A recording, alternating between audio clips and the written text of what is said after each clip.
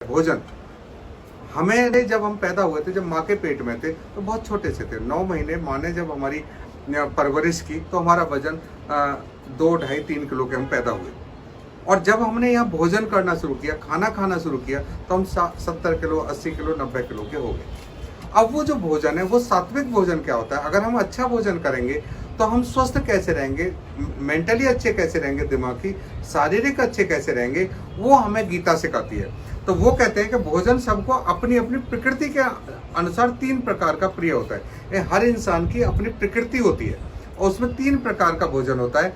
और वैसे ही यज्ञ, तप और दान भी 3 प्रकार के होते हैं। जो अभी हम ये जो यज्ञ कर रहे हैं, ये कौन सा? ज्ञान यज्ञ। अभी हम आज क्या करते हैं? आहुति डाल रहे हैं इनके अंदर, किसकी? ज्ञान की।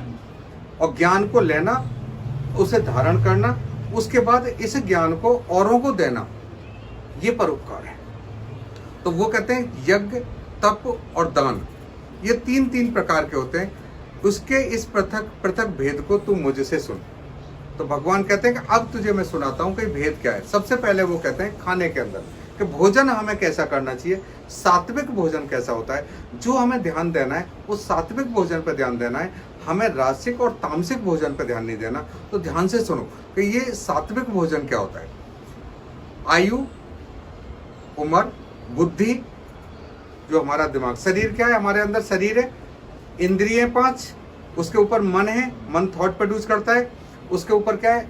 बुद्धि, और बुद्धि के ऊपर क्या है? आत्मा। तो ये आयु को बढ़ाता है, यानी कि शरीर की आयु को बढ़ाता है। आयु किसकी बढ़ेगी? शरीर की। क्योंकि आत्मा तो अजर और अमर है। इससे पहले हमने कितने सारे शरीर लिए होंगे और कितने छोड़े होंगे, कितने घर बनाए होंगे, कितने बच्चे हुए होंगे, कितने हमारे पास पैसा होगा, कितना हमने घर छोड़े होंगे इस जीवन से पहले। उससे पहले कोई और जीवन था, बहुत सारे रिश्ते थे, उससे पहले कोई और जीवन था। ऐसी इस जीवन में जो हमारे पास जो घर है, हमारे पास जो सारी की सारी सुविधाएं हैं, ये इसे हम भोग के, जो हम यूज करके जब इस संसार से जाएंगे तो अगला जीवन फिर मिलेगा हमें। तो उसके लिए आयु को बढ़ाने वाले, यानी कि शरीर को हम कैसे उसकी आयु बढ़ेगी, बुद्धि कैसे बढ़ेगी। क्योंकि हर इंसान के पास 3 चीजें, एक शरीर 24 घंटे और ज्ञान। ज्ञान किसके अंदर होता है? बुद्धि। तो हर एक के पास में शरीर है, 24 घंटे और ज्ञान है। और जिस पे ज्ञान में अंतर होता है, शरीर में कोई अंतर नहीं है, मेटेरियल सेम है, आत्मा में ज्यादा अंतर नहीं है, वाइटल एनर्जी में अंतर नहीं है, 24 घंटों में कोई अंतर नहीं है, हम सबके लिए 24 घंटे। लेकिन हमारे अंदर ज्ञान का अंतर है। और ज्ञान के आधार पर कोई प्रधानमंत्री बन जाता है, कोई राष्ट्रपति बन जाता है, कोई डॉक्टर बन जाता है, कोई कुछ इंजीनियर बनता है, कोई कुछ बनता है, कोई कुछ बनता है। ये होता है सारा ज्ञान के आधार पर।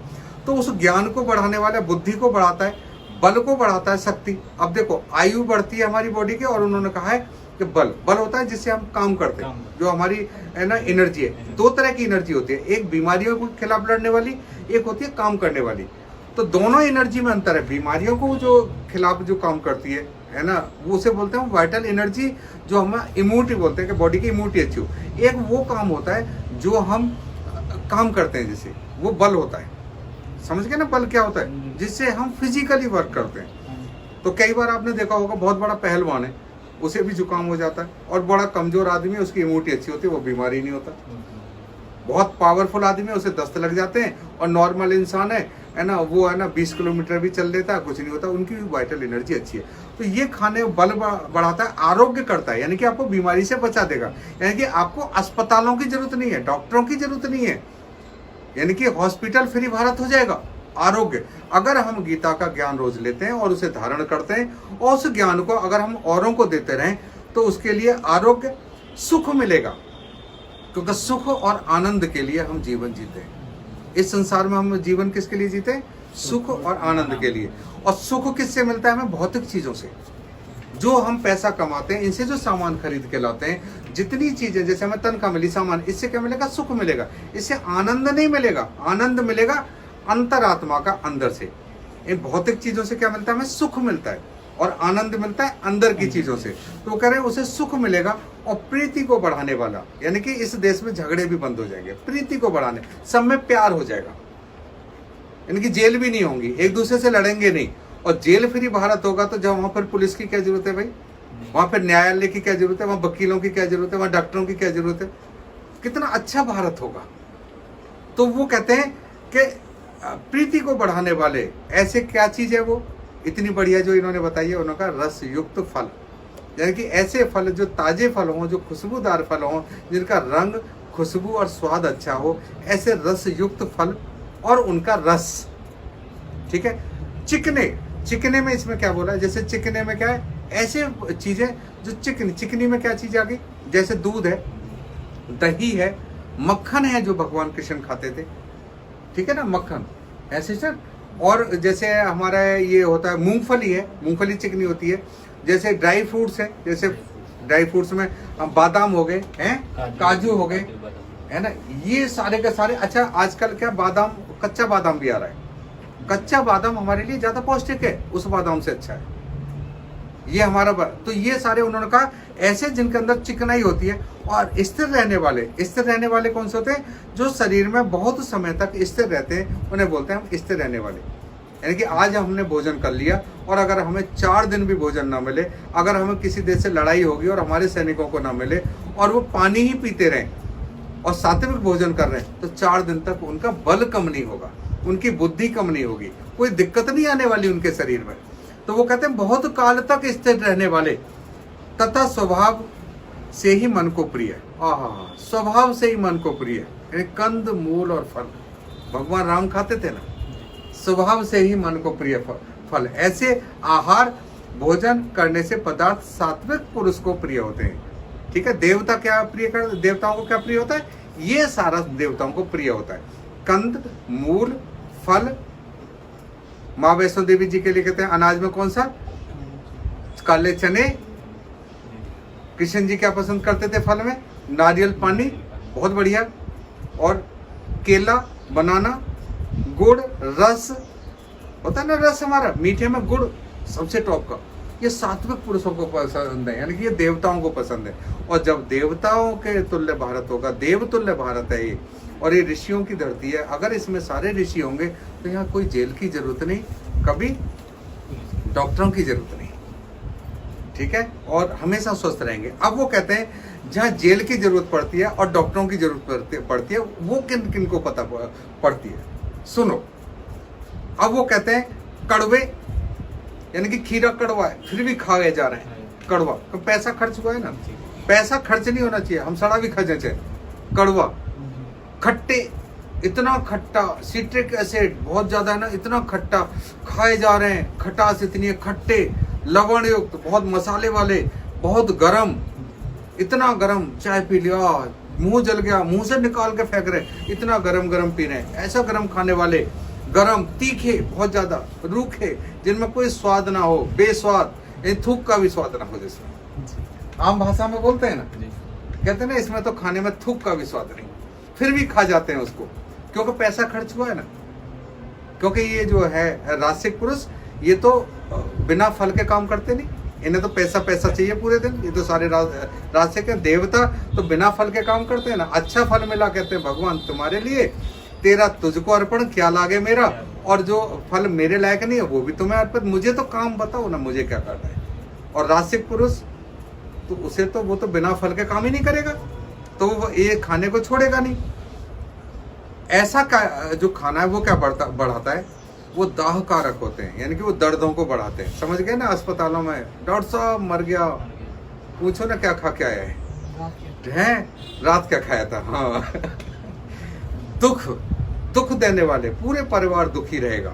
चिंता, रात को नींद नहीं आ रही, पूरी चिंता, गैस बन रही है, डकार आ रही है, रात को 2 बजे बैठ के डॉक्टर साहब एसिडिटी बन रही है। और जितने हार्ट अटैक होते हैं ना, सारे पेशेंट सुबह के टाइम खत्म होते हैं। पता है, रात का भोजन ऐसा जो करते हैं, इनको हार्ट अटैक, इनको शुगर, इनको कैंसर, इनको बीमारियां पकड़ती हैं। और डॉक्टरों को कभी पूछो ना कि ये हार्ट अटैक कब होता है, वो कहते हैं मॉर्निंग टाइम पर। पता है सुबह के टाइम पर मरते जाता है हार्ट अटैक में, maximum heart attack morning time पे होते हैं। वो ये चीजें हैं जो हमें मारती हैं। अगर ये सात्विक भोजन लेंगे तो हम कभी नहीं मरेंगे, और ये चीजें खाएंगे तो अस्पताल भी भरेंगे और जेल भी भरेंगी। यही चीजें जो गुस्सा लाती हैं, यही चीजें जो हमें परेशान करती हैं। क्योंकि जो जब भी कोई क्राइम होगा, पहले विचार आता है, फिर क्राइम होता है। तो सात्विक पुरुष का तो धर्म क्या होता है, अंदर विचार पे ही पकड़ लेता है। पता है धर्म कहाँ पकड़ता है? सनातन धर्म विचार पे, और कानून कहाँ पकड़ता है? करने पे, कर्म पे, जब क्रिया कर रहे हैं, यानी कि जब बोल रहे हैं। समाज कहाँ पकड़ता है? जब बोल रहे हैं। और कानून पकड़ता है बोलने पे भी, क्रिया पे। लेकिन जब हम सोच रहे हैं वहां तो कानून भी नहीं पकड़ता, वहां पकड़ता है धर्म, और वहां पकड़ता है सनातन धर्म। और सनातन धर्म पे जीवन जिएंगे तो ना कभी बीमार होंगे, ना कोई समस्या आने वाली है। ठीक है, तो ऐसे जो भोजन है वो करने वाले पुरुष कौन होते हैं? वो राजस पुरुष होते हैं।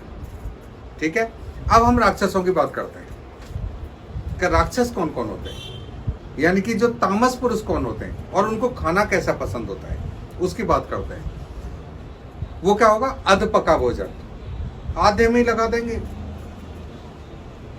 पता है हमारे धर्म के अंदर किचन में जब अगर कोई फीमेल अगर किचन में खड़े होकर खाना भी टेस्ट कर रही है तो वो फीमेल कहती है अशुभ है, ये राक्षसी गुण है। बोले खाना किसी और से है ना टेस्ट कराओ, अध पका हम नहीं खाएंगे क्योंकि राक्षसी गुण है। और हमारी किचन में हमारा सनातन धर्म तो किसके ऊपर है? ज्ञान के ऊपर, गीता के ऊपर। और इस्लाम किसके ऊपर है? ईमान के ऊपर। 5 चीज, वहां ज्ञान बयान कुछ नहीं। और क्रिश्चियंस धर्म किसके ऊपर है? प्रेम के ऊपर, वहां पर भी ज्ञान बयान कुछ नहीं। इसीलिए पूरे विश्व में जो झगड़े हैं ना, पूरा विश्व 2 भागों के अंदर है। एक सनातन धर्म, सनातन धर्म के अंदर आते हैं जो हम हिंदू, जैन, सिख और बुद्ध। और दूसरा वो परिवार है जिसके अंदर आता है क्रिश्चियंस, यहूदी और इस्लाम। और आज पूरे जो विश्व के अंदर जो झगड़ा हो रहा है, क्रिश्चियंस इस्लाम से लड़ रहा है, इस्लाम यहूदियों से लड़ रहा है, यहूदी इस्लाम से लड़ रहा है, इस्लाम क्रिश्चियन से लड़ रहा है। हम बुद्ध में, सनातन धर्म में, जैन में, सिखों में इतिहास उठाओ ना, हमें कभी झगड़ा हुआ हो, या हमारे देशों में ऐसा झगड़ा हुआ। छोटे मोटे झगड़े तो पारिवारिक झगड़े होते हैं, मेजर कभी झगड़ा हुआ हो, कभी सिख किसी बुद्ध से लड़ा हो, बुद्ध किसी हमसे लड़ा हो, या हम किसी जैन से लड़े हो, या सिख किसी जैन से लड़ा हो, या बुद्ध किसी जैन से लड़ा हो, क्योंकि हम शांति प्रिय हैं, क्योंकि हमारा धर्म ज्ञान के ऊपर है और गीता के ऊपर है। ठीक है, तो अब सुनो ये राक्षस कौन होते हैं? अधपका भोजन, कच्चा, अधपका। अधपका समझ गए? रस रहित, यानी कि कोई स्वाद नहीं, रस नहीं, सूखा बिल्कुल, यानी कोई स्वाद नहीं है, बिल्कुल खराब भोजन है, रस ही कुछ नहीं है। मसालों से मिला के उसका मीट का स्वाद बना लिया। मीट में कोई स्वाद होता है? उसे देख के तो आदमी खाएगा नहीं, लेकिन मसालों से बना लिया उसका स्वाद। कोई स्वाद नहीं है मीट में, पता है? चाहे रेड मीट हो या व्हाइट मीट हो, कोई मीट हो, मीट में कोई स्वाद नहीं। मसालों का स्वाद खाते, मीट का कोई स्वाद नहीं होता।